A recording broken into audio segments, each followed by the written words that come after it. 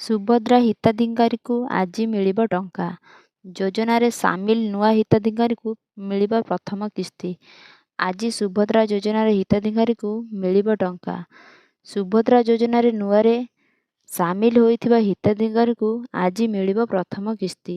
ସେହିପରି ପ୍ରଥମ ଏବଂ ଦ୍ୱିତୀୟ କିସ୍ତିରୁ ବାଦ୍ ପଡ଼ିଥିବା 2,55,265 ଜଣଙ୍କୁ ଏଥର ସୁଭଦ୍ରା ଯୋଜନାରେ ସାମିଲ କରାଯାଇଛି। ସେମାନେ ଏଥର ଏକାବେଳକରେ 2ଟି କିସ୍ତିର ଟଙ୍କା ପାଇବେ।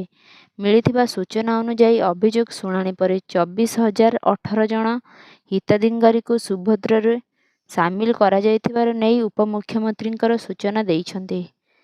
ଏଯାବତ୍ ସୁଭଦ୍ରା ଯୋଜନାରେ ମୋଟ 4,57,681 ଜଣ ମହିଳା ସାମିଲ ହୋଇସାରିଛନ୍ତି।